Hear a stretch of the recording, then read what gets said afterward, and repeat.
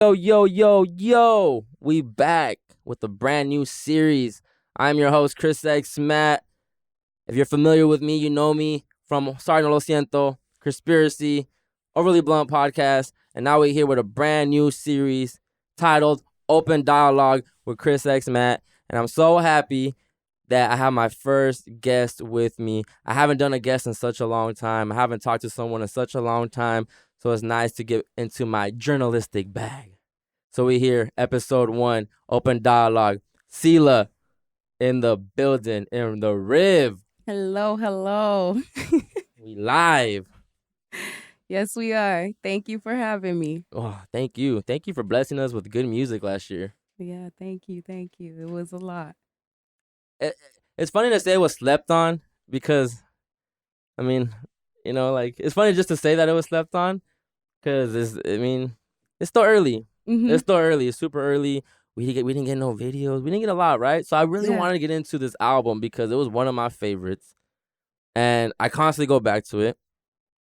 I just love the feel of the album. I love the color scheme of the album. I love the cover of the album. I love the length of the album. I like the beats on the album, the production, the style. The album was definitely a top contender last year for sure. Thank you. From the moment I heard it. And I believe you guys actually pulled up on me early too and played it to me. Mm-hmm. We did. Yeah, before I knew the name, before I knew what it was going to be called and all that. So thank you so much for being here. I appreciate you guys for just believing in me and trusting me. Thank you. To come on to be my first guest on Open Dialogue. Oh, you appreciate it. I appreciate it so much. I mean, shoot, I don't even get too many opportunities like this. So for this to be my official first podcast, like, it's awesome. Your first showing to the world, huh? My first showing. It's my first hello. FEAL or FEAR was my first baby that I just pushed out there for everyone to be like, oh, this is Ceela. And how long was this baby in the oven for? Oh my God. Shoot, we worked on it for about a good couple of months, like close to a year. We were working on it. It was long before we put it out in 2021. Superwoman was the first song that I recorded. Wow. Yeah. So that makes sense because it set the tone for the album. It was 2019. Wow. Where my producer knows the dates, perfect on that. No, the production on the album is amazing. But I love that record. And it's my favorite one. Thank you. I think if someone told me, later down the line when you start building more of a catalog, if someone asked me, what Ceela song would you recommend someone to go listen to, I would be like Superwoman. Oh, awesome. I actually played Superwoman on Conspiracy, one of the episodes, and people actually reached out to me and were like, yo, who did you play in the beginning? I had like 3 people that reached out to me asking who you were, who I played in the beginning. That means a lot, especially when And no other song got asked who would buy, so you were the only one. So I'm like, wow, okay. That's crazy.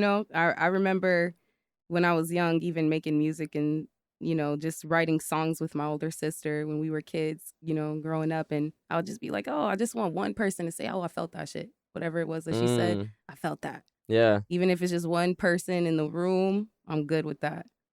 So yeah. That means a lot, especially because Superwoman is a deep track to me too. Okay, well we'll start there. Superwoman. You say I have dreams that are halfway there.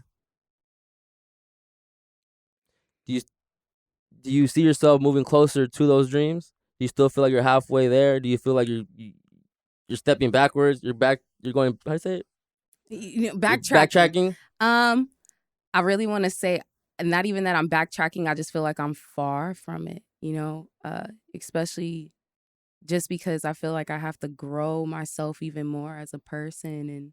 And, I'm very hard on myself, especially when it comes to how I want to be perceived to another person. And, aren't we all? And, I don't know. I don't know who is, but at the same time, I get into my head a lot. And if anything, when it comes to my dream, I judge myself so much on what I accomplish and stuff. And I think about a lot of the things that, as far as small goals, little goals that contribute to the bigger goals. So even with that bar right there, like, yeah, it's like I'm halfway there, but I feel like I'm also far at the same time. It's a lot of things that I want to accomplish as a human being alone too. So musically, I feel like I'm always gonna be striving for that goal. What you want to accomplish as a human is different than what you want to accomplish as an artist, right? Hell yeah. It's two completely different lanes. Two completely different lanes. So even with that, like, I feel like I'm halfway there when it comes to, musically, but just even as a person, I'm halfway. Do you feel like a superwoman? Hell yeah. I think I'm a superwoman, I feel like I have to be, or else it would be kind of hard to, be in my position, to feel how I feel and to see the world through my lens and stuff. I have to find some part of myself where I have to think about myself in a strong light, a strong character as a superwoman for myself. So, yeah. You basically, so the song was basically like to you, huh? Yes. Like it was like an ode to yourself. Yes. Yeah, it was such a powerful song because it just felt like you were stepping into. It's like you accepted womanhood. It's like, I'm not scared of this path anymore. I'm not fearing it no more, and I'm stepping into my womanhood. Yeah, a lot of people don't understand, especially for a woman growing up in life, in general, society, all the things that we have to, everything that they depict a woman as and want us to be. If you're going to be a mother in life, if you're going to be the married woman, if you're going to be the career goal-oriented woman, if she's going to be, this tough, exterior type chick. And, it's a lot of stuff that goes into being a woman. And then even in adulthood, it's a lot. So Superwoman definitely was that huge, wake up, bitch, you're out here, And where were you during that time? To like, where did that come from? You had to be going through something or feeling some type of way to get that type of record. That didn't just come out just because you're bored one day and I feel like writing, or maybe it did, but I doubt it, right? I just think the things that I had been enduring all in my childhood, throughout grade school, even when I graduated high school, went to college up north to San Francisco State University, and meeting the people that I did out there and coming back home. And my life was a huge transition for myself when I came back home from college. It was a huge transition emotionally, mentally. I was going through a lot, family, friends. It was a lot. And at the time, I just didn't know it then until now that, okay, that made me who I am today. That's why I can say I'm as strong as I am today. So, it's a lot of, it's everything that I was going throughout my life that goes towards Superwoman. It's every day what I'm going through. You say in the song, I accept the challenges like they a gift. Yes. And I love that bar because that's life. Yeah. Like, you have to keep accepting the challenges. You can't fear away from them, right? Mhm. This whole, I know the album is heavily based on fear, but even the name in itself is kind of an oxymoron because fear is a feeling, right? Oh, most certainly. So you either feel or fear. Yeah. So, we'll get into the title a little bit, but okay. yeah, I accept the challenges like they're a gift. Like, it's just the way you say it too. Like, I accept the challenges. I accept the challenges like they a gift. And it kind of just like, it pauses for a little bit. Like the beat starts breaking down a little bit, right? Mm-hmm. And it just makes you like, I sit there and I think like, man, like 2022 has definitely felt like that to me this year. Like this year more than any other year, I feel a lot of challenges that are constantly presenting themselves to me. They're constantly getting in my way. And in order to really prevail and look at the whole world in a better perspective, you have to accept the challenges. Mm-hmm. Mm-hmm. And life ain't easy. I think people get so caught up in thinking life is simple. Like, I could do this. If you're not putting no work in, it's not gonna. Yeah, growing up, what is it that I was always being told? God puts you through everything that you can handle. Mm-hmm. And that's especially what I meant when I said, I accept the challenges as if it's a gift. I'm talking to God in a sense, like, everything you're gonna throw at me, I know it's a gift. It's supposed to make me exactly who I am. So I know that anything that is an obstacle for me, I can handle it some way, shape, or form. So whoever I come out of this, may the transformation be something great. And it strengthens the superwoman. Yeah, I I really like that bar, and I also liked when you the last I think I don't know how to count bars, but like the last I think I'm gonna say 2-3 bars. When you say life ain't a project, it expects progress. It ain't no option for you to just sit around feeling down all around. Maybe just fix your frown. Understand the lives move on. Like, cause that's how I've been feeling this year a lot too. So this project really hit more this year than it hit last year. Damn. To me personally. Damn. So, and I know I'm not trying to get into like my personal stuff, but that like life is a progress. You have to. It goes back to the challenges. You have to keep going and progressing, no matter where you're stuck. No matter if you feel like I'm not gonna create today, I'm gonna create tomorrow. I'm gonna create the next day. Or everyone's going through something, right? And I know not the other day, I forgot when it was, but you posted something on social media, and you basically said that, and it was like a meme that said, "I'm still an artist even though I don't create every day." Something along those lines, right? How do you balance out real life with pursuing this life that you want to be your real life? I'm still learning that. I am. I'm still learning that balance, just because I'd like to say that I'd like to do more in my artistry. What does more mean to you, though? I'll say more content. I know for a fact my people that follow me, they're just like, who the hell is Ceela? What's going on? You drop these, this beautiful project, Feel or Fear, and then I even dropped a small little playlist in the graves for all the great days, for all the great days to come. And that was in 2022 this year, and earlier in March. And after that, I kind of just went cold for a second, and just trying to navigate just work life, getting myself back into working, because that's number one for me right now. And then I want to dive into different sounds and stuff, and I feel like I can give more of myself in different directions of my artistry and stuff. And I feel like I want to give more to people. I haven't given more content, and I want to be able to do that, show my face a little bit. Yeah, we didn't get no videos for Feel or Fear. Yeah, nothing. I didn't give nothing. And it was that intentional, or just because life happened that you couldn't get around to it? Trying to balance out again creator life with personal life. I'll say it was a little bit of a balancing out the creator life and my lifestyle, but also personal too, just because I didn't want to just create any type of visual and just throw it out there and stuff. I want my stuff to be meaningful, but I also wanted to be from a piece of work that I really want people to just be like, okay, wow, I see this girl. I see who she is. And I like the world that she's opening up to us visually. Her perception, her lens is different. So, that's why I kind of held back with Feel or Fear a little bit visually. And it sucks when you don't have the resources. Yeah, to really to make it how you want. Oh God, how you want it to look. And when you don't have the resources, you're always getting in your own way because it can't look like this. Oh God, yes. But I that's the thing. I love social media because you got so many people out here who are doing everything. You got so many filmographers or photographers. For sure.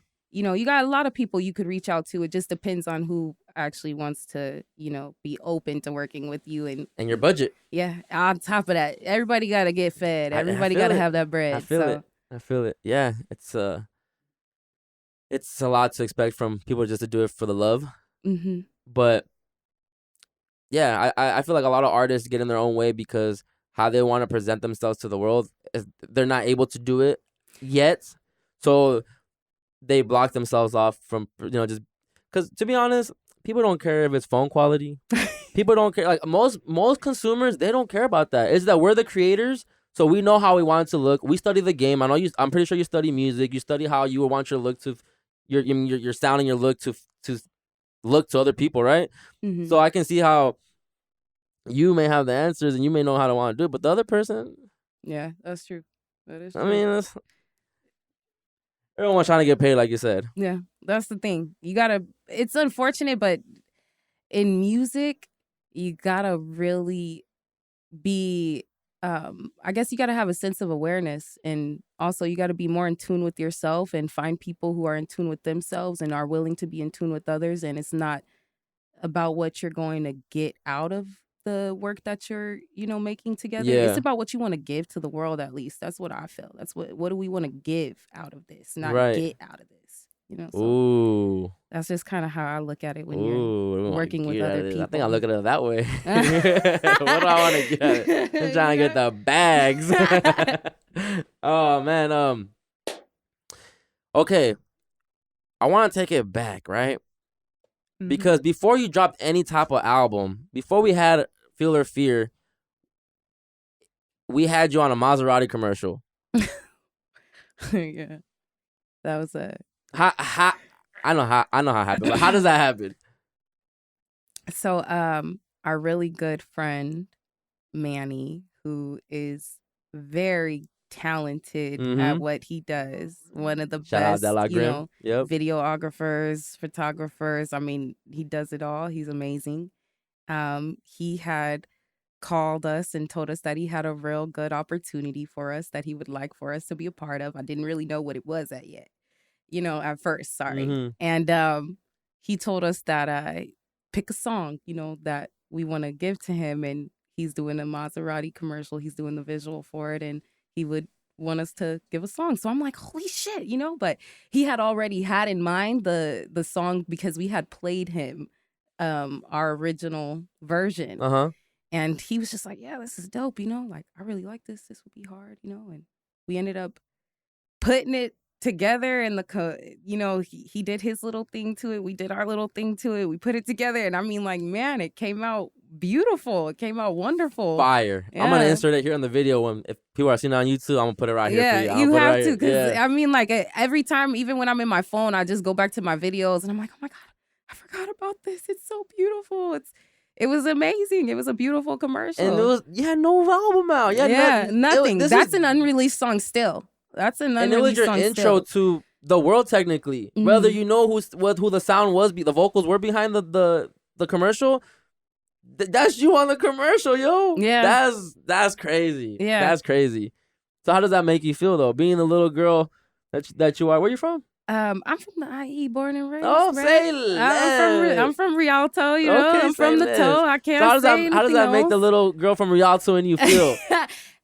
Definitely, like, what the hell? I was kind of shocked, especially just because, you don't really imagine yourself being asked anything like that, He could have asked anybody that he works with musically, anybody that is pretty well known and has more in their portfolio, more clout and stuff. And he was just like, no, I want you to do it. I'm like, for sure. Okay. It was fire. That's what's up. It was meant to be. It was meant to be. It was meant to be. It was meant to be. And as an artist, you still didn't capitalize off that moment. No, I did not. Is there a reason? Just because you weren't, that's not you? Or how would you explain that? I cared more about the music that I wanted to make still. I cared more about making songs. Just song. Like, yeah, that's good, but, I don't want to, and of course it was also a situation with the Maserati itself on why I couldn't capitalize on it. On why we couldn't put it out and I couldn't be a part of it, which was totally understandable. I kind of feel like if I was signed to a label, y'all see that Maserati commercial on today with me scoring it. I'm just saying, like. Wait, so that never came out? No, it did not. What? You're lying. No, it did not. It did not come out. Wow. I love it, though, because he had posted the commercial with my song on it on his Instagram, which was a huge, it made me happy just because I'm all like, even though we're not going to see it on TV, even though millions of people aren't going to see it, watching TV and stuff, shit, at least he still fucking loves it, and other people are going to see it on his social media, and then that'll make other people, see it and see what I can do. Right, yeah. It's like, I've always wanted to score some shit. So that was just amazing for me. Just politics. Yeah, politics. Just politics. They kind of just felt like because I'm essentially I'm just a Nobody. artist, a nobody. Yeah. You know, I don't got nobody behind me saying, "Oh yeah, I know her. She 100." You know, like you know, everything paid for. You know, it wasn't like that. So I understood. You know, and I didn't take it like a L. I didn't take it like, oh, it's pushing me back any further. It just made me want to do more. It made me want to like really push myself even more to say, oh, I can fucking do this. You know. And then we got Feel or Fear like 2 months, 3 months later. Mm-hmm. Huh. Mm-hmm. Wow. I was under the impression that commercial came out officially. Yeah. I had dropped Feel or Fear in September. In September of 2021, and we had dropped that a little bit after, and I just kind of wanted it to be my hello. I wanted that to be my official fucking hello. Like, hey, this is Ceela. Even if you don't see the Maserati commercial. No, I wouldn't have even brought that up if it wasn't official. It doesn't even. No, just the fact that I had that opportunity, like. You got a taste of the industry a little bit. I got a taste of it. And honestly, I really want to say, like, if I had people behind me, the motherfuckers would have said yes. They would have said yes, you know, so. But they could also, like, one-upped, you know? They could have just, like, played you, too. And they didn't. They could have been, oh, sign off on this and just sign all your rights away to the song, and yeah, they could have done that, too. Trust me, loopholes, but some people don't want to go through it. I don't know. Yeah. Well, that was a cool of Manny to consider you. Yeah. And I love the commercial. Yeah, beautiful visual. Yeah. So it's still up, though, right? I can watch it or not? Mm-hmm. It's still on his Instagram today. I'll put it on the YouTube still. I don't care. Yeah, you have to. Oh, man. Okay. So even going back further than the Maserati commercial, I heard that you used to be in choir. Oh, God. Yes. I was in choir in high school. I did that for just 1 year, 1 whole year, and that was it. And it was with my best friend. I was a part of it with her family. Her family, they actually have a church in Pasadena. And her uncle was a head of the choir there. So, you know, they invited us, and her mom would drive all the way from Ontario to Rialto to come pick me up, and, you know, after school, and I would stay there with them and practice and rehearse, and constantly being around other men and women of, I mean, years of experience of, I mean, talk about vocals that just, the vocal progression, everything. It was amazing. The most beautiful experience I had in my life, I want to say. And it was the tools that you were able to take with you to pursue singing. Yes.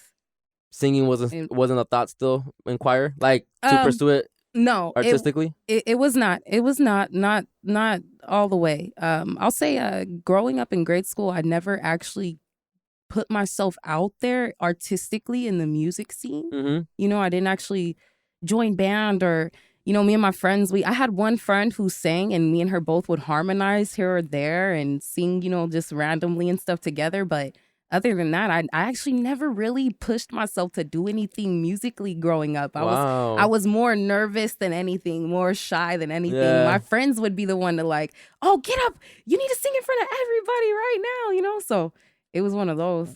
When did your friends realize that you had the voice or you had a nice voice? Oh, God. Like when they realized you were the one? It was junior high. It was a group of my friends. We had like it was in the quad during our lunchtime. We had a gentleman come in. It was a DJ. This was like around the time everybody was doing, you know, little rave dances and stuff. And everybody was into the EDM and, you know, and the DJ was like, oh, everybody come up. Everybody come over here. Who can sing? Who can sing? And my best friends just freaking threw me up there. And they're like, she can sing. She'll do it. I'm like, oh, my God. And I told the DJ, oh, I don't need a mic. And I was like, I could sing in front of everybody. Yeah. And I freaking sang a Drake song. I was like, oh, God. Like, man. And can you do something for me? Yeah. I ended up singing Drake, Fall For Your Type. Ooh. Yes, I did Drake's.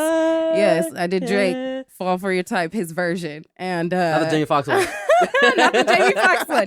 I did Drake's version. And after that, it just carried throughout grade school. Everyone freaking knew it. Right. And in high school, you had a SoundCloud hit in junior high?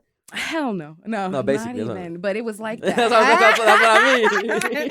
Yeah, like everywhere. Some people knew it. Some people who went, especially in my grade level, they knew it. Yeah. And even even junior high, I did the talent show for Black History Month. I did the talent show with my girls, but we did a dance. We didn't even sing. We did a dance. So people even then didn't really know I could sing. But it was my 8th grade year when they had me sing in front of the whole school, and then high school, I actually got voted most likely to be famous. Wow. Yeah, so with the I have dreams that are halfway there. so yeah, yeah, I got voted most likely to be famous for the singing. Yeah, Ceela. You gotta start playing the IG game to get popping because you're destined. Yeah. Sometimes it feels like it. Sometimes it's like God, are you playing with me? It's the personal life. It gets discouraging. Yes, it does. It gets discouraging. Real life discourages you from being creative sometimes. Oh, God. Like, it inspires the art, but sometimes you don't feel like it being recording. Not, and I always think to myself, even when I watch other artists talk on podcasts, when, they do their little things, even when they go through their things, I try to figure out how the hell do they work when they are going through, I guess you could say, the hugest struggle, because I know myself, and sometimes I don't work out best out of when I'm going through hard times. I tend to actually I guess you would say I internalize, I go inward, and I try to figure things out differently versus being in that creative aspect. But I've been getting into painting and drawing and stuff, and I've been finding new things, new outlets besides music to help myself. That way when I go to music, it's like a breath of fresh air, because essentially that's what I want my music to be. Fresher breath there. I want that. I want it to be very fresh and just warm and loving. I don't want it to constantly be something where it's sucking you out, I guess. And even just myself, I don't want to suck the life out of myself to give, like that good thing that we all need, that we're all yearning for, that music gives us, art, everything. I always tell people I do music, right? Because I podcast, but I tell people, like, I think about me, like, when I pod, I drop a song every week. Because I drop an episode every week, right? Right. But there is some weeks where, like, you have to come in here and just, sometimes you don't feel like talking, but when you commit to something, you're just like, okay, I'm gonna still show up. But then it goes back to, you feel burnt out sometimes. Yeah. Especially when you're doing it every week. Sometimes maybe twice a week. If I have different shows, I'm doing different things. I'm always talking. But then I start realizing, this is what I love. I like to talk. I like being nosy when someone allows me to be nosy. And so finding different outlets to create is definitely it helps a lot. Because I was also told that you and your fellow partner over here are very into arts and crafts. Yeah. He's the hands-on one. He's way more hands-on than me. Isn't he born on the 22nd? He's born the 25th, and I'm the 28th. So it's pretty funny. But I've been getting into neurographic art. That's what I've been looking at. Neographic art? Neurographic art. Narrow, like neuropsychology, neurons. Oh, what is that? Yeah, so neurographic art, it's a psychological technique in art therapy. And it's just basically using the technique of neural lines. You're drawing neural lines essentially and connecting it, and you can make pictures out of that essentially. And it's also just a practice to help with your anxiety and stress and just mental, I guess you could say mental issues. But kind of just eases the brain a little bit. It eases the brain. It eases the stress. So it's good for you. It's good for you. So you're really trying to find different ways to push out your feelings, emotions. Yeah. Exercise the emotions that I have and stuff. Right. Now, when does creating a song come into the picture? But can you break down your process? Like, do you need the beat first? Do you have the message kind of in your head? Like, this is what I want to talk about, and I have to find the sound to fit it. Or how do you go about the process of creation? Okay. With the process of creation, I really just listen to the beat and I go with the flow of it. I free sing anyways. I don't write. Well, I never heard that before. Free sing sound fire. Free sing? I don't know how to. No, that's hard. I never heard it like that. I don't say freestyle because then people are like, oh, she rap. Where's the bars? Free sing. You gotta trademark that. You know, I coined that. I free sing, so I don't write my songs. I still gotta write my songs for Feel or Fear down like on a piece of paper for myself, you know. But all of that just came straight from the heart. I guess you could say my process when I'm writing a song, when I'm free singing, I pray first. Wow. I pray first. But now that you say free singing, because I want to get into I'm gonna get into your style later, and you have like a rap style to you, but it's still like a melodic rap to it, but it's also like I'm singing. Mm-hmm. Like you can't really pinpoint it, but there is certain parts like the intro song, right? Into the Dawn. Yeah. That second part where you start spazzing, the beat just kicks in, you start going. Like I'm like, okay, this is she rapping. But I love when like the superwoman, that is so fire. So I just like the range. We'll get into that. But sorry, I cut you off. No, you're good. You're good. But yeah. So with my process, I pray first. Pray first. Yeah, I pray first. How long do you pray for? It don't matter. However long I need to talk to God to give me the words that I need to, speak. And that works every time. It does. It does for the most part when I'm not blocking what he is trying to gift to me, essentially. I am big for blocking myself. I sometimes block myself and hinder myself from, fully even enjoying the moment to even just do it. That's deep, Just because, again, I'm hard on myself. I'm like, oh my God, nobody likes me. What if this doesn't work out? Oh my God, what if this isn't what someone feels? What if this hurts someone? What if, I think all of those things when I'm, if I don't pray and I'm just like, oh, I'm about to just record this song. Oh, it's not going to work. It's not going to work out. And, of course, it just, with time, practice makes perfect. And, all those things. Yeah. The prayer is kind of just like confirmation. Like, all right, God, bet I'm dropping this. Huh? Yeah, like I just tell him, for me, I just feel like whatever words that are going to be said on this track, it's going to come from him. And what comes from him is essentially coming from me. So I shouldn't even have to stutter. I shouldn't even have to question or think twice. So when you're free singing, you just like punching in, like you say like to a bar or two, and then you stop and. No, like you could say I'm just free singing. I keep going until I stop. Wow. like that. I keep going and until they kind I of just stop. go fill it in, or no? How do you? Yeah, like I fill it in, and sometimes when I want to do wordplay, or if I like what I said but I didn't like how I said it, I'll keep it, but I'll try to redo it and find a different way to say it. I'm always finding different ways of recording and stuff, so. She write all her stuff? No, I mean, it's all from here? All from her? No help from y'all? Wow. Yeah. Like. Wow. So where does... You're a fan of music, I'm assuming, right? Yes, I am. Not your personal music. I love music. Okay. I love music. So... What were some of the early people that you really gravitated towards, artists you gravitated towards, that you were like, oh, I love the style, I love the sound? Okay. Not even compare yourself to, not even something that you gained influence from. Just who was in your Serato when you were little? Like you were like, okay. When I was younger, I was actually very open to indie music and folk music. Wow. And stuff. So wow. I actually didn't really of course, in the household that I grew up, we played rap, we played R&B, we did all that. But, it was a lot of us anyways. It was 10 of us in the household, 6 of us growing up, 7 of us, 8 of us sometimes in the household all at once. And we all had different music tastes. Wow. My sisters and my brothers and I, we all had different music tastes. We all had different things we were interested in. I'll say I kind of by far was the one that was way out there though compared to them. So Daughter, one of my earliest the band? It's a band. Daughter?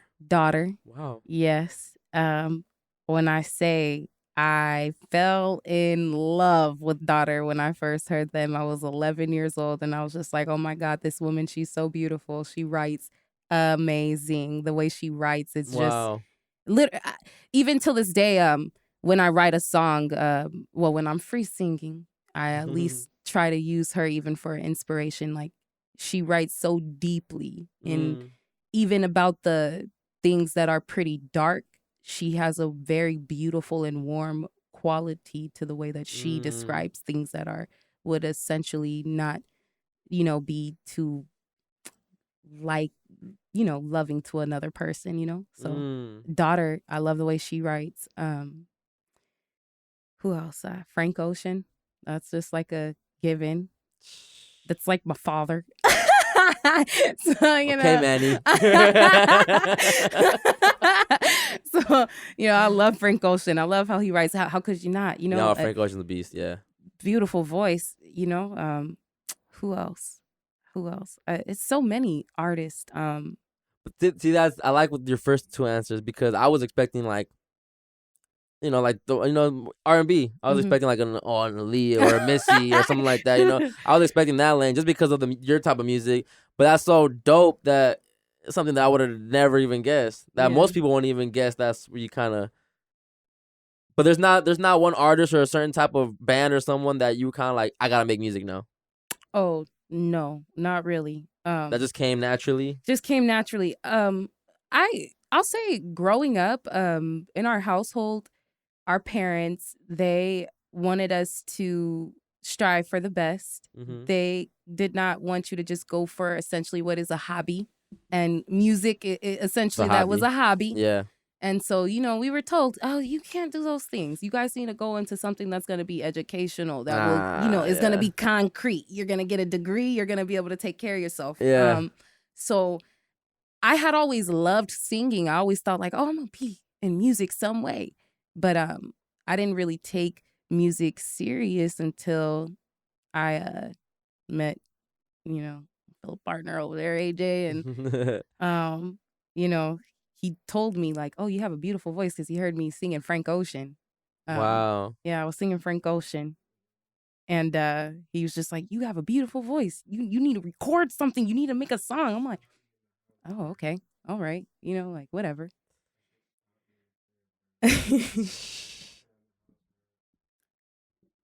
Wow. Yeah. So I guess you could say just because no one around me in school, at least where I was in Rialto growing up, I didn't know anybody that was making music. I didn't know anyone that was into those type of things. So I didn't have anyone around me really like, oh, that's inspiring to make me want to make music. And then even when I was seeing artists growing up, I had yet to be like, oh, I need to make music. I want to make music. It was a thing of like, oh, I could see it, but it wasn't until someone came and was like, here's some beats and like, here's this, like, let's do something. Let's do something. Yeah, yeah, and then I'm like, okay, fuck it. I can do it. I can make a song. Yeah. That's a great segue because I want to get into like, you guys both made Feel or Fear. Yeah. So how long was it that you guys were creating that it took to form the sound? God, a whole year. Like what? Like a year? What? You're saying a month? Oh yeah, one song. Okay, yes. One song. It took one song. Just Superwoman. And what? That was your first song? Yes, like not my first song, no, like together.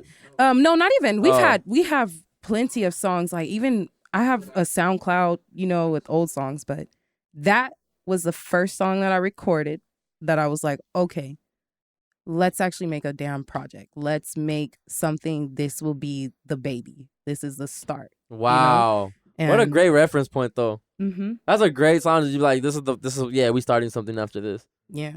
And how do you build around that though? Like, did you feel like you guys weren't able to top Superwoman, or you guys never felt like that? Everything you made after that was like dope, or if anything, we were kind of just like everything needs to be on the same freaking level, if not more. It needs to be better.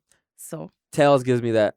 Oh, I love that because Tails is one of my favorites. I love the intro to Tails. Oh wow! When you sing in the beginning. Yes. Okay. I love it. And the thing is I kind of was nervous about that track. I was like, oh, I don't know if people will tend to this one or not. Yeah. Even just the production on my vocals or my voice was different too. Kind of a more airy quality. I liked it. I like the intro part. I love that. Where you're singing up high pitch. Yeah, I love that. I love that part.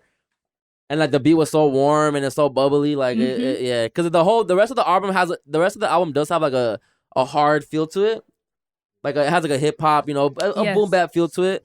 So that record, it felt super poppy and like, it might not be the place for me. I feel like I can do. Like, that was I would say that was like my little pretty girl singy track. I think that's why I liked it, because I like when girls get into that little feminine bag a little bit. Yeah, I like that. And that was the vibe that I wanted to give. You know, Joan of Arc in the Tesla. Okay, that one is one of my least favorites, you know. I give you that.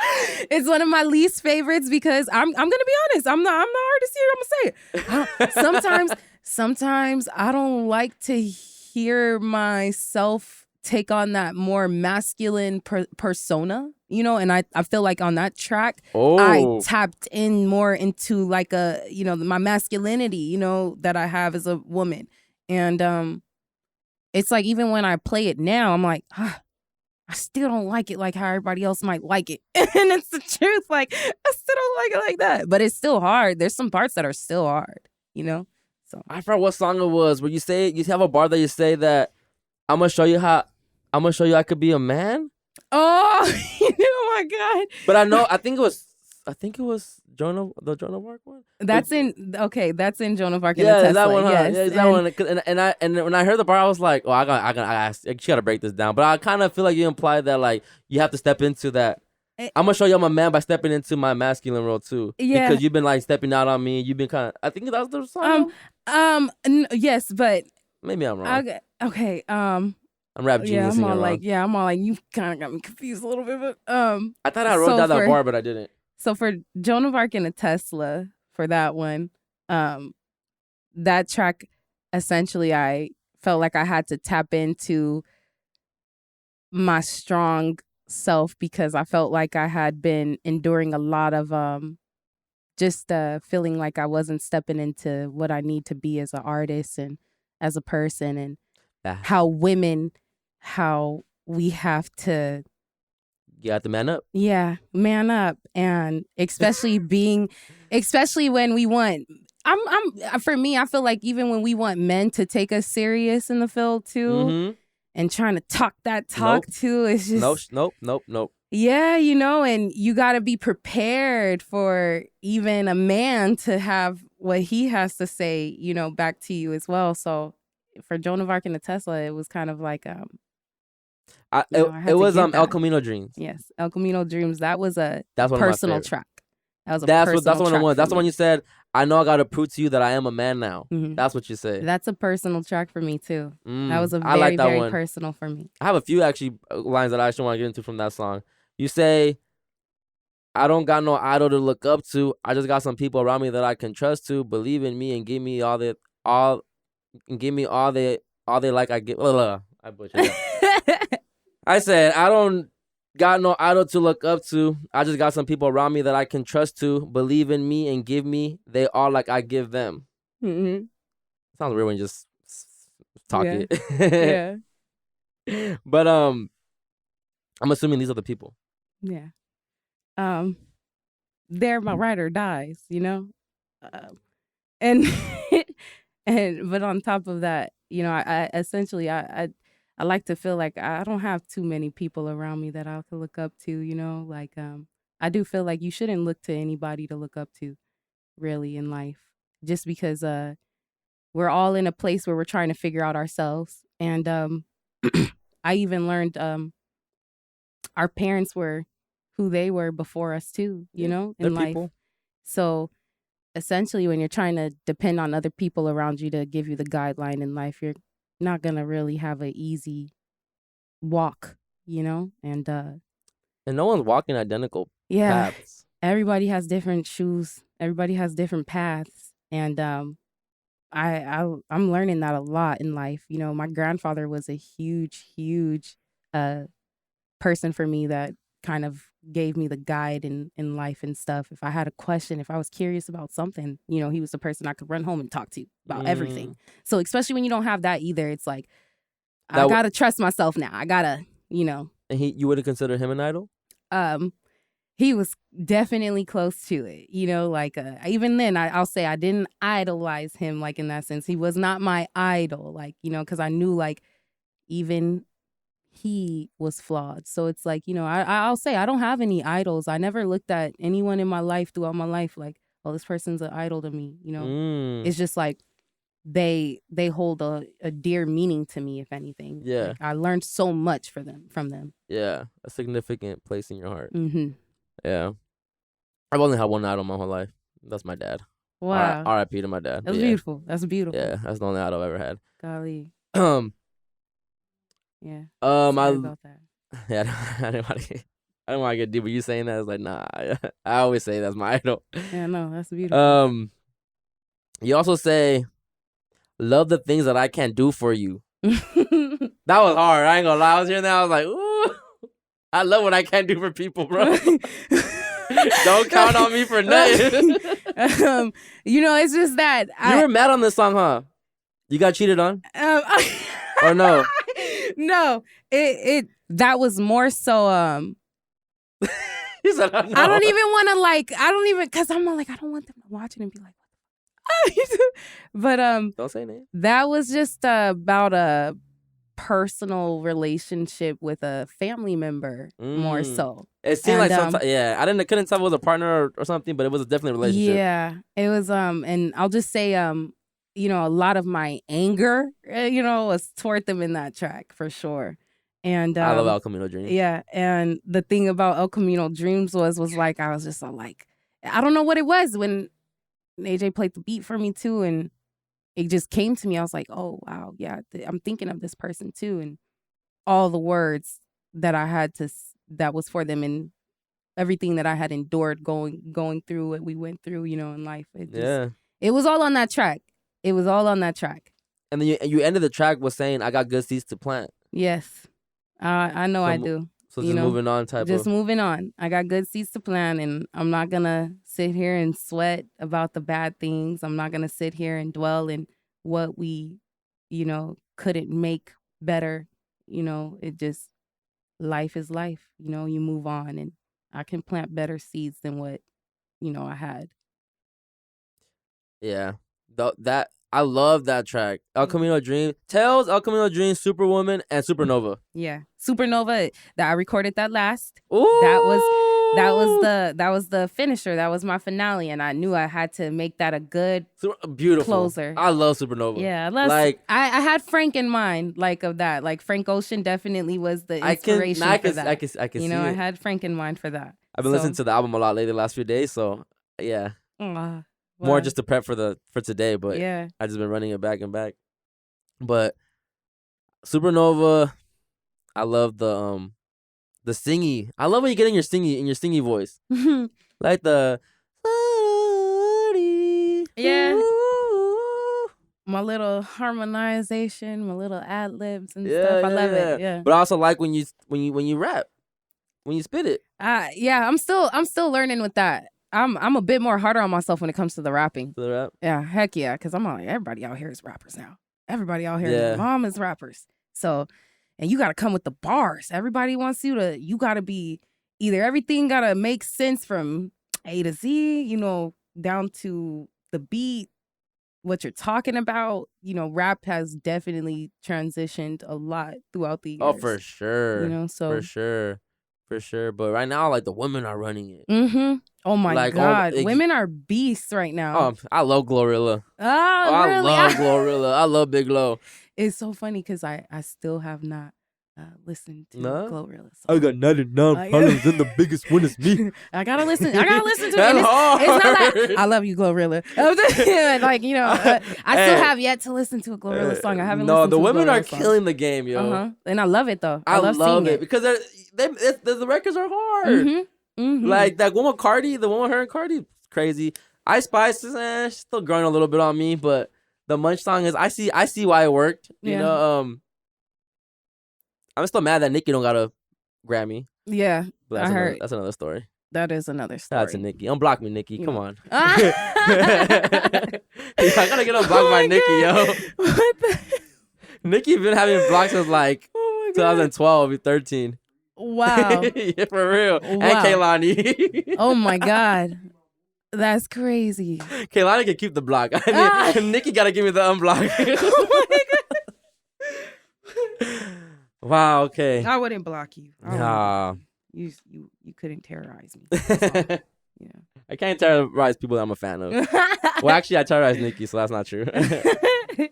I was just, I was a troll back in the day. So I was in the comments going crazy, and then one day they're like, "Nah, the bars got me."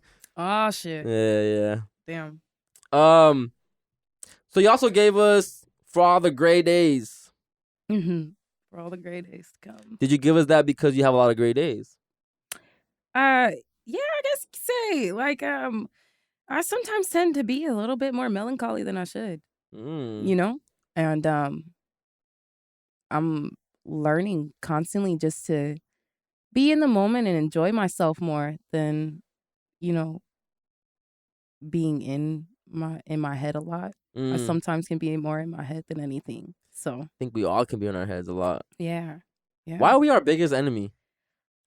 I really want to, I think scientists need to hurry the hell up and figure that out and give us the freaking, I don't know if it's going to come in a form of like fucking medication or whatever they're going to do, but figure that shit out. Yeah. And I feel that. Once we can figure, but at the same time, I like to feel that I think maybe the reason why we are biggest obstacle, our hugest enemy in situations is just because we have yet to accept ourselves and the things that we cannot control and, who we are essentially and who we are to others. And when we, when I went to lunch with my nephew's mom a couple of weeks ago, we were just having a conversation about comfortability and,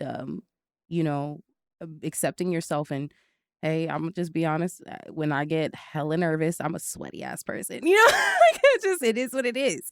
But, and it's just because you think so much about what other people feel or think about you, or, you even think about just how you are. You don't want to, at least for myself, I always think I want to portray myself how another person would say, hey, I want to be like that. And not in a sense of like, I want to be as real as I can and make one see that I am being real. You know what I'm saying? And it's not a front. Yeah. And, we were having that conversation about, a lot of people say to be comfortable with who you are, but it's not even about being comfortable with who you are. It's about accepting who you are. There's a difference. There's a huge difference. And when you really learn to accept who you are, then you'll be able to just move mountains, and you'll be able to walk through life just with a little more sense of peace and self. Yeah. For sure. That's what I like to Less think. reactive. Yeah, less reactive. To the world. Hell yeah.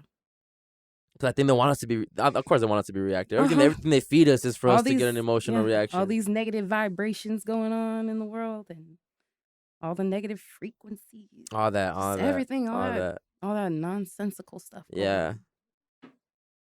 But, so going back to All the Grays, why just 2 songs this time? That's all you were feeling? Yeah. That's all I was in the vault? Just 2 was all I was feeling. Yeah, okay. Just 2 was all I was feeling. Why those 2 though? Well, one, my first track, that we actually, the sample we got from a show that I watch. It's called Pretty Little Things. Mm-hmm. And I had told AJ, I was like, yo, the score in this show, I think it's pretty dope. We should sample it, And he was just like, okay, for sure. And he listened to it and he liked it. And he was just like, okay, fuck it. I'll make a song to it. I'll make a beat. And he made a beat around it. And I was just like, oh, I love it. I'm going to record to it now. And we recorded to that. And then we ended up, his really good friend, Rago, who's an artist. And he's really amazing. Recommend people to check him out. Mm-hmm. Rago's awesome. And, he actually had a song and AJ showed it to me. And I loved it. And we built something around that too. And I was like, oh, I got to sing to this one because I love it and I feel it. Yeah. And that's how those 2 tracks were made, Wow. It sounds just like that. Yeah, just like that. I don't try to think too strategically and think hard about what we're trying to make. You know, I try to just go with the flow of things and feeling based. You know, feeling based and whatever he gives me. Essentially, I'm not too hard on picking the beats. You know, You I never don't. played something you're like, nah. Oh yes, but like. Not like that, like not like that though. Like, come on, bro. Really? Yeah, not like it's just you like. You don't believe like, he's capable of making like, trash? No, and I'm gonna, you know, and I'm gonna say this here and now, like this guy is a beast, like fucking beats for days. Yeah. And there's a lot of beats that I have not even recorded to, and I even tell him too sometimes that like, oh, if I don't record to that one, it's just because it's not the time yet. God didn't give me the word. So I just know that it's not the time for that. It's not the time for that track. And though he may not understand it, I'm like, no, it's just not that. It's not the time for that track. It's not. Yeah. You know, so it's like, it just depends. I go based off feeling. And I also don't come to him and be like, oh, I want this type of beat. You know, sometimes I do. But for the most part, I let the producer do their thing. Yeah. I want you to make your world.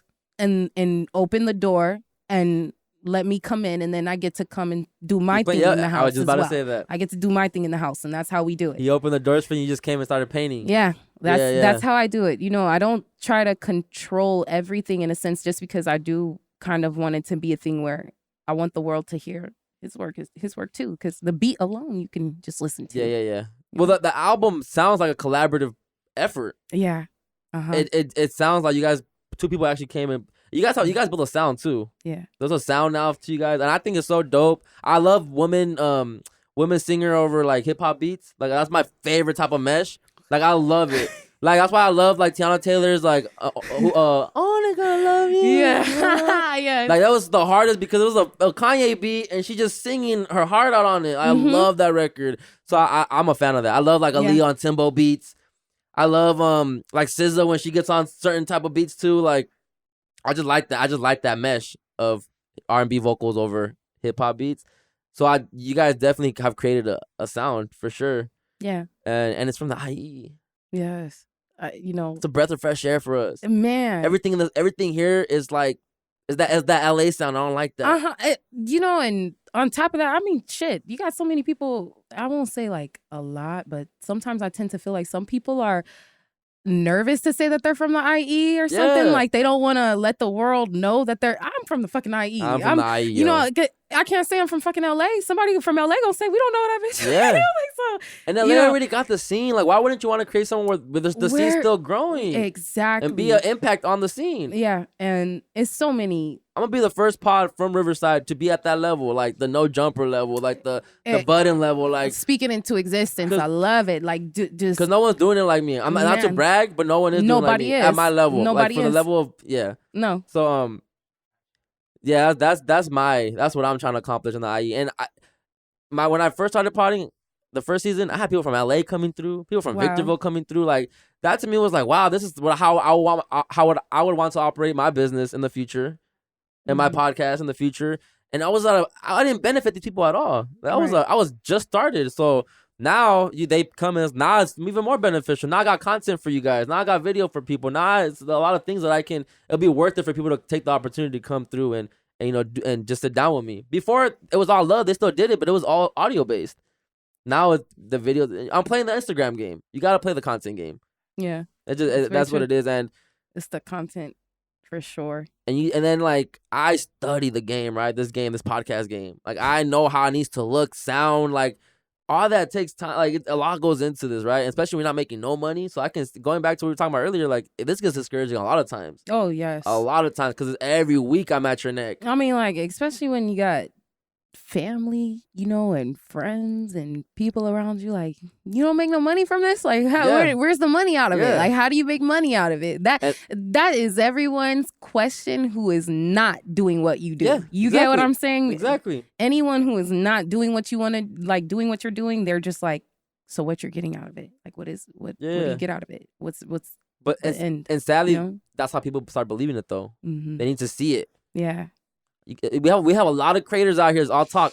I hate the coming soon people. Oh, coming soon, bro. You've been saying coming soon the whole 2 years. Oh my God. Like, where's what you dropping? Like, I hate the coming soon people. Yeah, like, no. I hate that. Just drop what you working on. Yeah, no, and just drop it. You know, and I'm gonna be honest. That's why I do not do no coming soon. I do not do no coming soon. You're just gonna be like, damn, Ceela does not drop shit. Like, it's just, but it's because also I want my work to really be meaningful, and I would hope that, you know, like we all do, for sure, you know, and people think podcasting and doing all this is just hitting record and sitting down and going. Yeah. Nah, like it's a lot of prep work goes into this. I'm not. You guys do a lot, like for real. Like, I always think to myself, like, hosts, you podcasts, like media, like, everything. Non-stop. It's a lot. You have to really do your. I didn't even know until I forget what show I was watching where they were explaining. I didn't know, like, how you said you had to do your research and, you know, for certain artists, things like that. Like, I didn't even know that's what you guys do. That's showing real care and thought into your work. It is, especially. And you guys are doing us the favor to come sit down here. Yeah, you guys are giving me the content. Like, it's only right that I have to come prepared. I have to make you guys feel like everybody that I've interviewed, every time they leave my seat, and not to toot my own horn, but they'd be like, damn, like, because sometimes I wouldn't do an outline. I would just freestyle it, but they'd be like, damn, you didn't have anything written down, huh? I'm like, nah. Like, damn, like, there was no dull time, that you kept it going the whole time. I'm like, well, I'm a fan of you. You wouldn't be here if I'm not a fan of you. Wow. That's how I look at it. So I'm already a fan of you, but now I'm trying to take my skills to the next level, which means you have to start incorporating outlines, bro. Have a structure to the show. Yes, that's It's a lot true. that goes into this. No, it is. It's a lot. So I know where I know what I need to do to get better. And like, next, what I want to do is start taking communication classes. Right. I want to get better as a talker. Yeah. I stutter sometimes a lot. I get too passionate. I start talking loud and talking fast, and I got to slow down a little bit. Think about it, you know? It's so funny in communications. Like, when I was in school, going up north in San Francisco, my communications professor, he told me, he's like, you should do communications. You should be a communications teacher. You would be really good. Like, I'm like, what?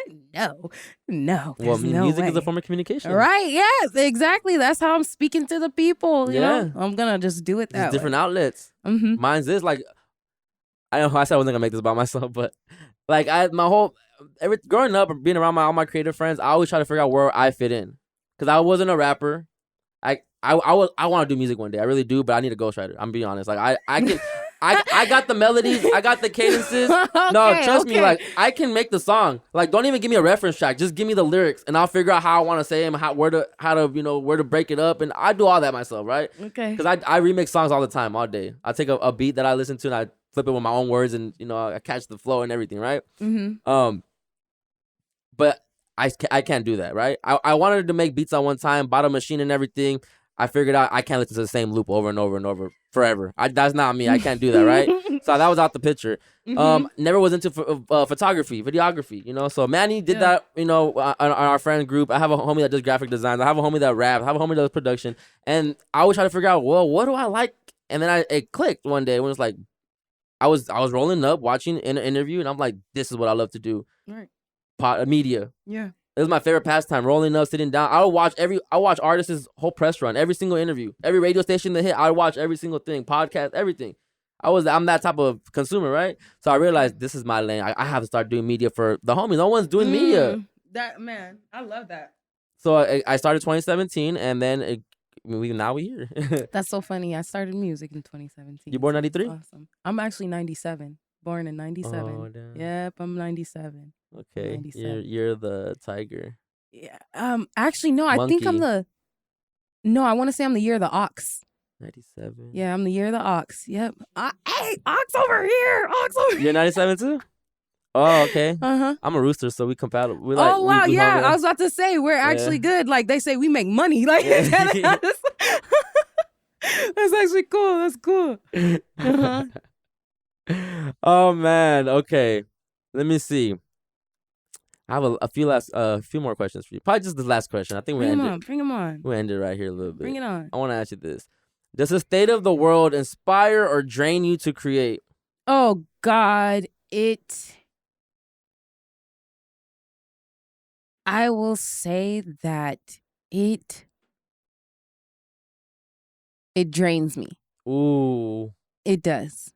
It actually drains me. I will say that I am an artist that I actually thrive off of good energy and good vibes. And, you know, when the world is going through chaos, I guess you could say, I get a little bit more like, okay, we need to figure out what the hell is going on in America. Everybody needs to, like, I need to know, like, are they gonna shut shit down? Like, are conspiracy theorists real right now? Like, I still, till this day, I'm over here asking, friends, whose family members are, involved in the church and stuff too. I asked a friend of mine, about his father, him being a pastor and stuff, and asking him questions that I had personally. And I'm like, no, because I listen to conspiracies though. So I got this question and I'm just going to be real, like, oh my God. And I feel like we're at a time where you don't know what's true. You don't know what's real or fake. And you kind of have to put on this lens of protection. You have to you have to understand that everything comes with deception as well. Yeah. It's a little bit of and it's an entanglement with a blind eye, essentially. That's a good way to put it. And I don't know, like at times I don't really know how certain artists can. Again, I hope that with me growing as a human being and continuing to grow as an artist, that I can continue to put forth through my work what I feel and what I'm seeing throughout the day, because I want to be able to do that. I want to be able to make a song that is actually talking about what people are going through, and not just myself. But for right now, I guess you could say it is definitely difficult to just talk about what we see going on in the world, especially when everyone thinks differently. Everyone feels differently. I mean, you got the whole Kyrie Irving thing going on right now, and it's just like, You can't tell no one how to be offended. Exactly. That man, and like I always say, perception is a bitch, though. It is. Excuse my language, but it is. Because, what was I watching? Man, I can't even think of it right now. Hopefully it'll come to me when I'm done talking about it. But there's this show on Netflix, and it's a specific scene where the gentleman comes in and he's talking to the families. I want to say it was Dark. It was Dark. Dark is very good. It's a awesome series on Netflix. German. Watch it in subtitles. Okay. It's awesome. Beautiful. Seriously.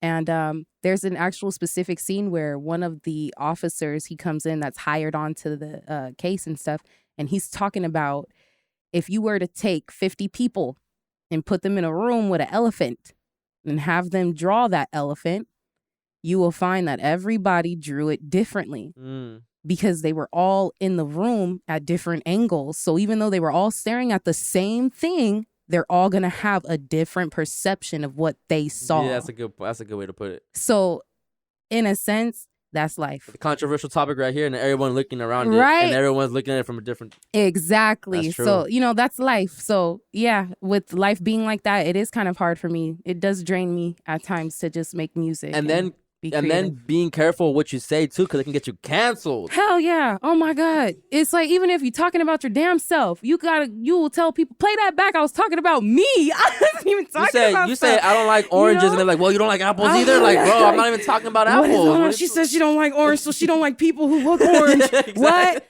That makes no sense. Who fucking looks orange? Like, what? Trump. Like, that's what I'm saying. Like, we're in such a sensitive time. You have to be careful with what you talk about. You have to be careful with what you make in music. And, I would love to just be able to say, fuck it, fuck this shit, but at the same time, like, I feel like the best example of like how people all feel was Leonardo DiCaprio in Don't Look Up, or what is it? Yeah. Oh, Don't Look Up. When he, at the end, when he like fucking freaks out and just is telling everybody, no, the world is freaking ending and everybody's thinking we're okay. And I love the way that movie ended. That movie was so amazing. And, that was just the perfect example, at least for myself, at least like I could say like that's sometimes how I be feeling. I be feeling like him, walking around, You know why that was a perfect example? Because at the end, they finally realized, you know what? We cannot stop this from happening. Let go. Exactly. Enjoy the meal. Let go. Let go. Let go. And as human beings, we're so controlling. Yes, we're so controlling. And I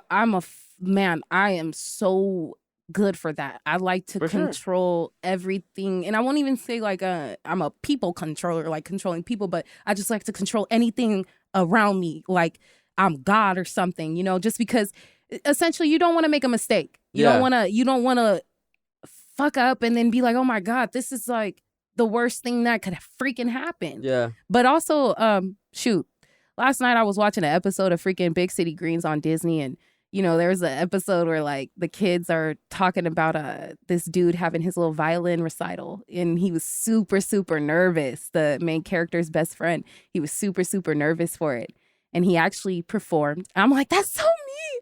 But like, he actually performed and he got 3rd place. Yeah. But he wasn't even like, you know, upset about it. He said, you know, the entire time throughout the beginning of the episode, he's just like, you know, the entire time I was freaking out. I was really like going in my head thinking like I was going to mess up or I was going to have a horrible freaking performance. And in reality, when I got there, it wasn't that bad. Yeah. So it's just kind of like, with us human beings, it's like, man, is it really the outside world or is it what's in here? It's in here. You know? So sometimes, you know how sometimes you don't want to drop a video or something because it don't look good? Or you and to yourself, you say, oh, that part, maybe I'm not going to release it because of this.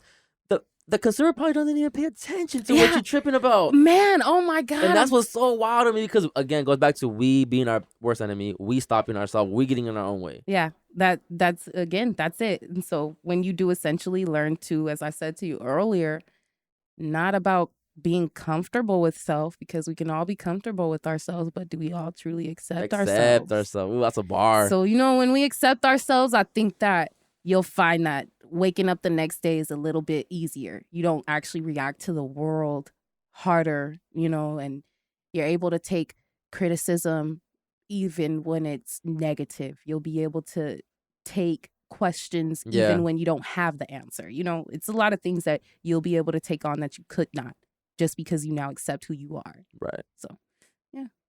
I'm gonna tell this to the audience. Stop letting them distract you. Everything that you see on anything you see on a screen is a distraction to keep you from being the best version of yourself. It's all about you being in this loop of playing victim and always pointing a finger at something because, you know, the world is the way it is because of this, because of that, because it could be possibly the way. That's why it is the way it is. But what can you do about it? If you can't do nothing about it, stop worrying about it. You know, and then people always try to say, you know, we have to start becoming the changer and all that stuff, blah, blah, blah. Yo, come get me when there's 2 million people on your side or something. When we can actually make a change. If it's just me and you making the change, bro, I'm not down. I'm not down. So I tell people this all the time. Like, stop focusing on what's going on in the real world. Mm-hmm. Worry about what you can't control, which is your life. Facts. Your choices, your emotions, how you react. That you can control that. If you're always watching TV and you're mad at the news, for whatever reason, then you're there, you're exactly where they want you at. Mm-hmm. And they're harvesting your energy all day. All day you're blaming the world, you're mad at the world. You didn't want to live life no more because you're just pointing fingers that everything's messed up. Why should we even try? Everything's going to shit. Everything's going down the drain. Why we even show up to work? That's true. Man, you still gotta pay your bills. It don't matter how you feel. The sun gonna rise and you gotta get your day started. That's why I hate when people are like flat earth, round earth. I don't care. I gotta go to work tomorrow. Even I don't even watch the news. Everybody says they don't watch the news, but I will say this: I watch Jason A on YouTube. I do recommend him. He takes news from all around the world, and you know, very good. So you say no one watches the news. I mean, a lot of people don't watch the news. Let me clarify that. Y'all say y'all don't watch the news. But y'all watch CNN clips on Instagram. Y'all watch Fox News clips on Instagram. Y'all still watching the news. Y'all still watching the news. Just because it's not on TV, don't mean you're not watching the news. No, you're right. You're right. So all that BBC News, all of them, NPR, all of them, they're all feeding you guys exactly what they need to feed you guys. So everyone be like, I'm not watching the news. And nowadays, we believe memes now. Now we see a meme and we think that's information. We run off with it. No, you're right. Because even when I was watching a video on The Cut on YouTube too, a young woman from Palestine, she was saying like, you guys don't even know the information that you guys are being fed. It's actually disinformation. And you guys don't even know what's going on in Palestine right now, what the Palestinians are actually going through. We have no idea. We can't even fathom. So, you know, we got to do our research. We definitely gotta keep your antennas up. Yep. You mentioned quite a few shows in this episode that you watch, And I was told that you really enjoy series. Oh yeah, I do. I do. You watch a lot of shows? I'm a series junkie, man. Top 5. Okay. Top of your head. No order. Okay. I'll say Dark. That's on Netflix. To Your Eternity. That's an anime. Vinland Saga is an anime. Everybody should know that. Honestly, Mob Psycho it's become my top. Seriously, it's become my top. I just love Mob Psycho. I do. I love Mob Psycho. And I know. You know this too? Okay. Mob Psycho's the shit. I told AJ I'm gonna like next year I'm gonna be him for Halloween. I'm gonna get the bowl cut. And then oh no. And then of course I do recommend it because I love animes. Violet Evergarden, very good. It's very good. Beautiful. You definitely watch those. That was so fast. Like, I got you. I got more. I didn't even tell you like the more, but you know, this is what it is. So an album made into a show? See, who knows? Yeah. Got more music coming. That's all you need to know. Got more music coming. So we can expect new music from you soon? Yes, you can expect more music. Not this year, because we're closing the year off. We're closing the year off, but you never know. I mean, if I'm feeling good, you don't know, I might just throw something out there. Give us a New Year's track. I might just throw something out there. Just because you asked, I really might do it for you. And not even, it's just, you asked and it's just confirming to me that I just need to do it. Seriously, I have some songs that I have unreleased that are my babies that's just sitting here just waiting to be hatched. It's just waiting to be hatched and see what the world says, So more music coming though, most certainly. Definitely need more music coming. And honestly, Ceela, what I want to see more of 2023 is more of you. Yeah. You're a talent. You have a special gift with you. The music's amazing. It speaks for itself. The product speaks for itself. You just need to, obviously so yourself a little bit more so it can start clicking. But once the videos start coming in, you just need one record to really go. Just to really go. And then when I say go, I just mean like if you were to give a Superwoman by itself, like just that alone, and just let her ride out and maybe giving us, there's different things you can do. But I just want to see more Ceela. Yeah. Whether it just be your perspective on things on the gram, whether it be you actually just like, I don't even think you went on the gram to promote your own music. I did not. I just was like, I'm gonna throw it out. That's it. I respect that because I'm the same way. I always say kind of post my own thing, like it'll be up there. They see it, they hear it. But sometimes, like, you gotta be your own. No, you gotta be your number. Yep. Mm-hmm. No, it's the fact. Like, I'm starting to understand that even more. I'm 25, man, and I was looking at it like, shit. All these young kids, they really do believe in themselves like it's nothing. Yeah. You cannot tell none of these younger cats like they can't do shit. I promise you got a couple of them that know they're going to be the president and they will do it. And, it's just, I feel like, I think even, I'll just say, becoming an adult, at least for myself, I don't know about the rest of you guys in this room, but I find that becoming an adult is actually, you kind of actually become more restrained, you become more restrained in what you do and how you operate and what you think, and you have to be responsible, man, and you got to think about other people and their feelings and what they think. And I hate thinking about other people's feelings. I do, because when I think about your feelings, I have to switch up how I am. I have to switch up my true self.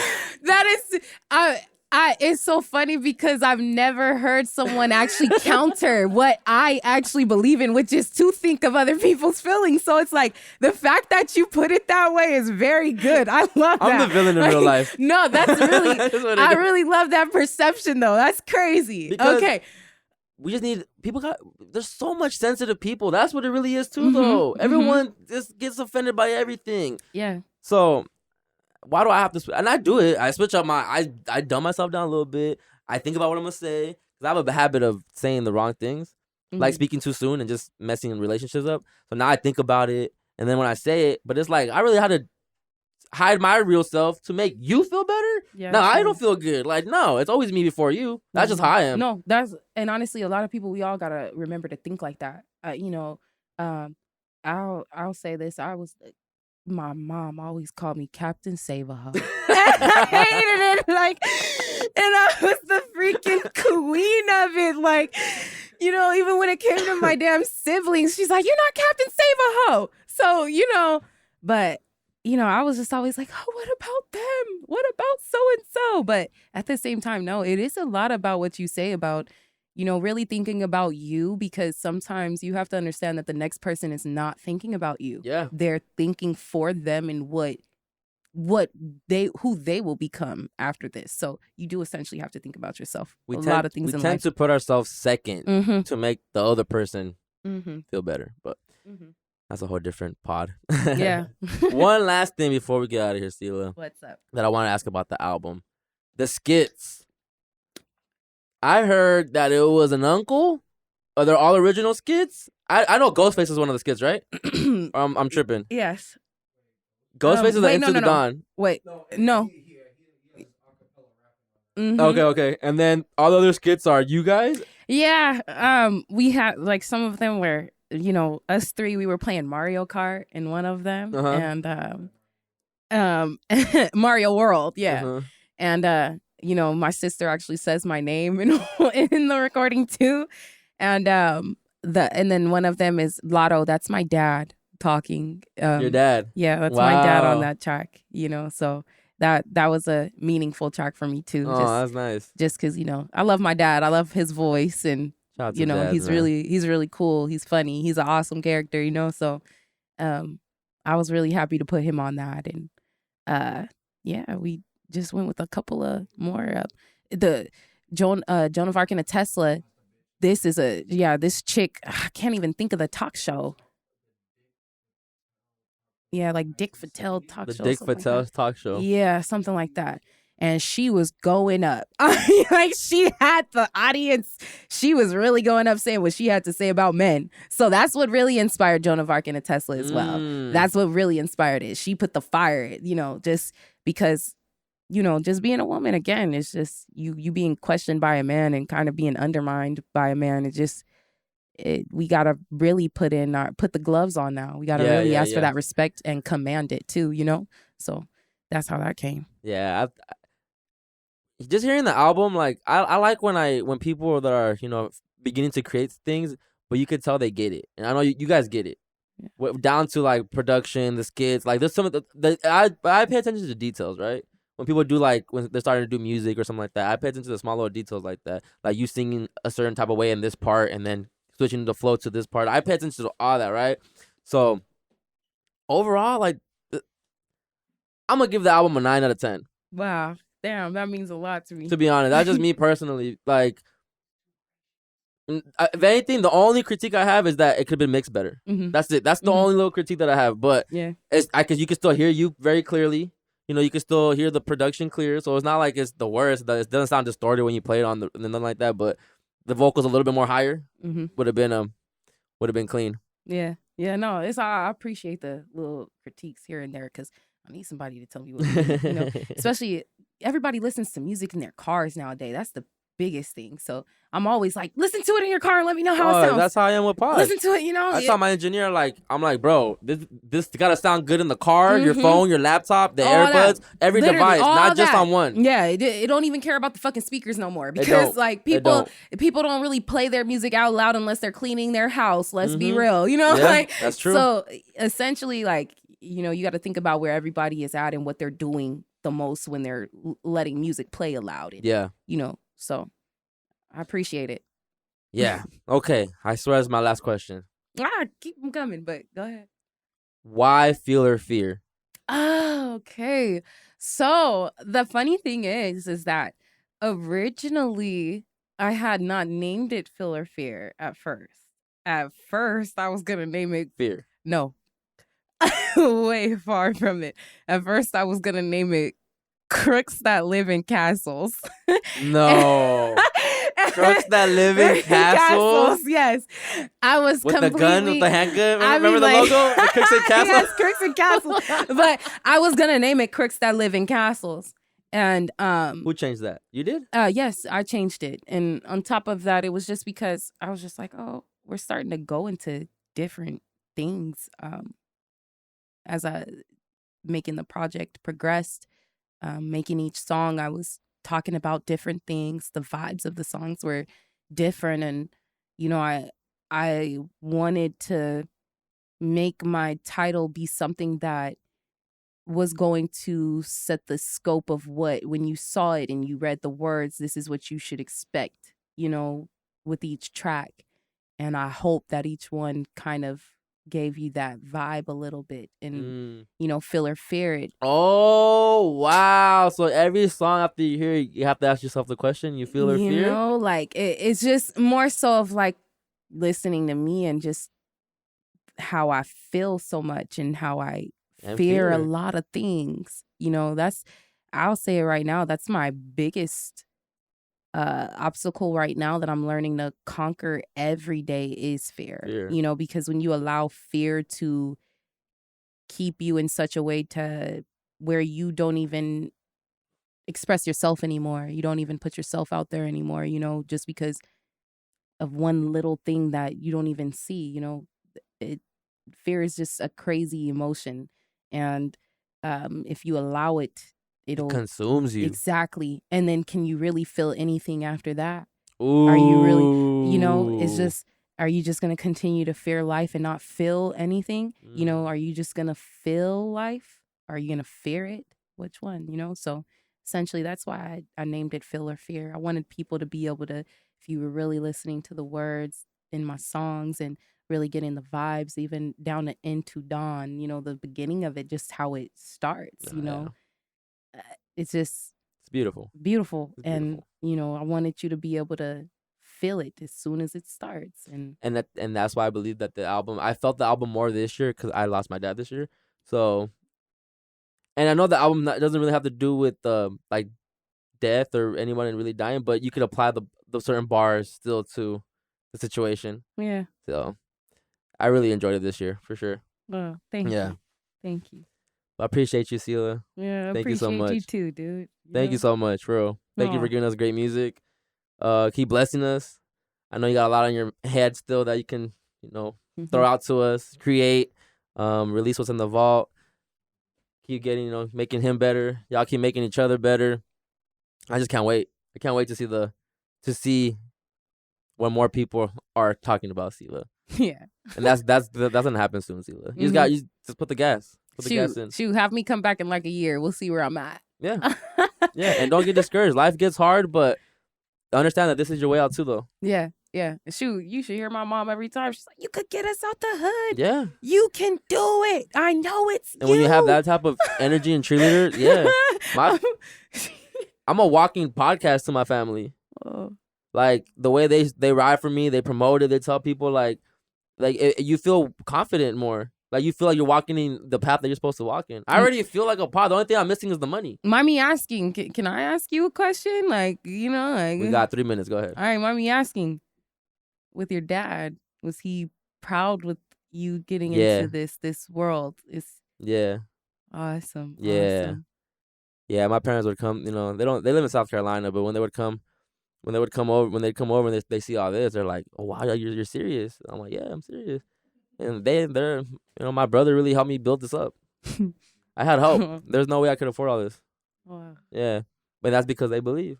My brother had me on the TV every week in front of my whole family, just watching the episodes. Wow. Yeah, biggest cheerleaders for sure. I love it. Yeah, so I love it, and it makes it easier, to be creative in this space. Mm-hmm. And now that my dad's gone, like no one's putting that pressure on me to step up, but I'm putting it on myself, and I just have to continue betting my family's life. There's no way I can start backtracking our lifestyle. Everything we've been accustomed to living, how we've been living. Nah. And I know the only way I can even touch that type of money my dad was making or even get close to it is in this space. I'm not going to school to be a doctor, engineer, nothing like that. So I understand that I have to get it through entertainment. So I already built the ship, and now it's just time to start steering the ship. Yeah, you gotta sell it, and you can't worry about the numbers. You can't worry about when it's gonna hit, when it's not gonna hit. And eventually, you also have to realize that you have to pay to play. Yeah. So eventually, you're gonna have to start paying for the ads if you want to get out there like that. It's only so much that you can grow organically. Yeah. So, and the social media sites, they see the accounts that aren't paying for ads, and they start messing with your algorithm too. Like personally, we from our pod Sarno Asiento, we dropped the reel we have a 200 follower account, right? There's no reason that our video should have got over 280K views.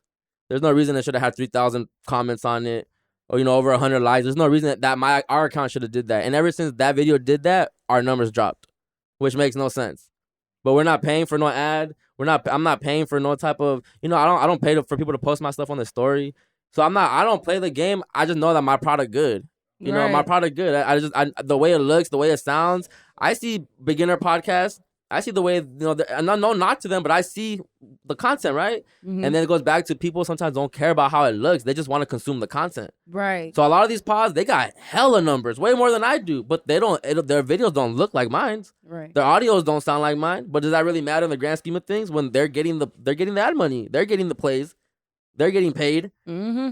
They are. That's the bullshit. So you just have to you have to play the game. But if you're confident in your product and you're confident in your craft, then that don't matter. Yeah.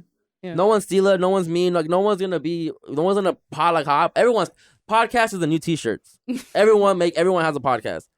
There's the new t-shirt, right? That's true. But now it's like, okay, how you stand out? And people think it's so easy. Everyone starts a pod and then 2 months later they're not podding no more. It's not as easy as people think it is. No, you're right. So it's a lot that goes into it, and you would think, even if someone going on my page, you would think that we have a whole team running our thing. So I already sidetracked off the initial question. Still, I love it though. You go all ahead. All that to say that, yeah, family definitely believed in me. Dad believed in me, and there's just at this point I can't quit no more. Yeah. There's no way I can quit, because I know even 10 years down the line, I'm always gonna be like, you know what? I should have just kept going with the pod and see what happens. Because this is my truth. This is what I love. Like, imagine just sitting down, hit record, turn the cameras on, and then you get paid $10K for an episode. Damn. When you get your following up, and all I'm doing is sitting down and talking, not breaking my back, no labor, no nothing. And I'm able to feed people like this. That's the life. That's like, the think about it. People don't think about it. Like I'm saying, like, that's just the world we're going into. It's the content game. Mm-hmm. Content runs the world. Everyone's on their phones, on their TVs. Everyone's watching shit on their phones, pods, different media type of stuff. Everyone's creating. All the comedians on Instagram, everyone's creating. Yeah, everyone's creating. And if you're not creating, someone else is creating. So you got to keep creating. No, and that's the part, the hard part, the consistency. It is. Who was I just seeing talk about this? Can't think of the artist right now, but she was just talking about this the other day about the consistency in putting yourself out there, constantly showing India Love. It was India Love. Yeah. Well known, Instagram, we seen her grow from, I'm pretty sure everybody should know India Love by now, but she was talking about the fact that you have to constantly put something on social media. You cannot have a day where you're not posting. The moment that you're not posting, the world has already forgotten about you. Yeah. And it's unfortunate. A lot of us want to live in the moment and be off screen and not have to put ourselves out there. But I'll say for us creators, the people that want to give the world something, it sucks, but we have to kind of make that compromise. Yeah, we do. It's a compromise. It's like having a relationship with the world. You got to have a compromise with it. You got to be able to show the world your nakedness and be okay with it. Even if you don't, be vulnerable. Mm-hmm. Even if you don't feel like it, even if you don't want to, or you feel like you don't have anything to offer or show, so. But that's why it becomes draining, because it is a job. Yeah, it is. It's a job, and constantly having to perfect your craft and make it be different, constantly. That's the tricky part too. That's the part that is so crazy to me, because at the same time it is kind of like, damn, how do you tell a person who's creative and talented that you got to be different though? Yeah, and it's like that's where I feel. Yeah, because everyone can do a pod. Everyone's doing a pod. But I tell myself all the time, the way I'm podding, how is it different from what's out there already? Very true. Very true. I can't, it's not. Mm-hmm. It's not different. The only thing that's different is me giving the pod. So I'm different. I'm my own sauce. No one's going to duplicate me. But it's still like, I always try to worry about the audio experience for the listener. Because it's all about the audio to me. Like, visuals is the cherry on top. Like, that's always secondary to me. But podcasting is audio-based first, right? So I care about the audio experience. I want people to listen to the pod and not feel like, okay, it's getting boring now. I'll come back later. I have to constantly every week figure out how do we get past things, how do we transition, how do we segue, because you can't, any little downtime you have is an opportunity for someone to say I'll come back later. Yeah. And to not finish the episode. True. It is true. And I'm putting out hour plus worth of content, 2 hours sometimes of conversation every week. It's a lot. It's a lot. It's a lot that goes into it. But and you got to keep the artists, engaged and stuff too, even when you're. How'd I do?